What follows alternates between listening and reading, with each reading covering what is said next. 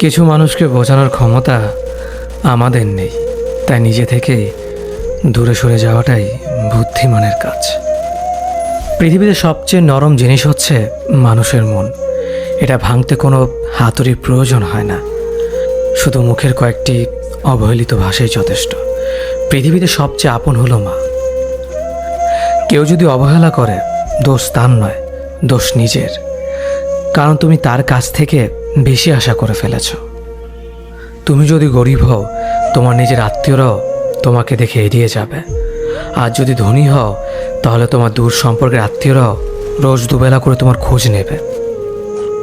সময় থাকতে প্রিয় মানুষটিকে মূল্য দিও, হারিয়ে গেলে কেঁদে কি লাভ। সম্পর্ক টিকিয়ে রাখার ইচ্ছে যদি দুপাশ থেকেই থাকে, তবে কোনো সম্পর্কই ভাঙা সম্ভব নয়। যদি কমে যায় ভালোবাসা আর বেড়ে যায় দূরত্ব, বুঝে নিও প্রয়োজনের বেশি তুমি দিয়েছিলে গুরুত্ব। মায়া ত্যাগ করতে শেখো, দেখবে কষ্ট এমনিতেই কমে যাবে। যে যত বেশি ভালো ও সরল মনের মানুষ হয়, তাকে তত বেশি কষ্ট সহ্য করতে হয়। এটাই দুনিয়ার নিয়ম। নিজেকে এমনভাবে তৈরি করো যে তোমাকে ছেড়ে চলে গেছে সে যেন তোমার জীবনে ফিরে আসার জন্য আফসোস করে।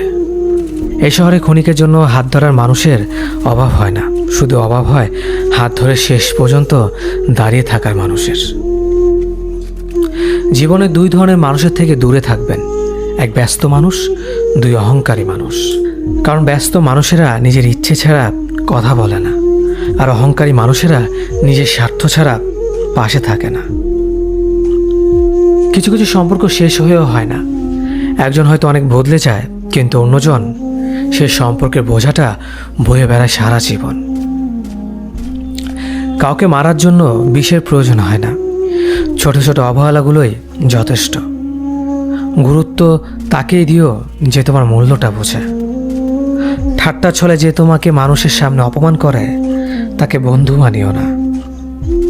প্রিয় মানুষের সাথে কথা না বলে থাকাটা সত্যিই খুব কষ্টের। ধৈর্য মানুষকে উন্নত করে, রাগ মানুষকে ধ্বংস করে। জীবনে তিনটি কথা মনে রাখবেন: যে তোমাকে বিপদের দিনে সাহায্য করেছে তাকে কোনোদিনও ভুলবে না, যে তোমাকে ভালোবাসে তাকে কখনো ঘৃণা করবে না, যে তোমাকে বিশ্বাস করে তাকে কোনোদিনও ধোঁকা দিও না। সব সহ্য করা যায়, কিন্তু প্রিয় মানুষের অবহেলা সহ্য করা যায় না। একতরফা ভালোবাসাগুলো এমনই হয়, একজন পাগলের মতো ভালোবেসে যায় আর একজন পাগল ভেবে শুধু অবহেলা করে যায়। অনুভূতি, ভালোবাসা, মায়া এগুলো যত কম প্রকাশ করবেন, মানুষ আঘাত করার সুযোগ তত কম পাবে।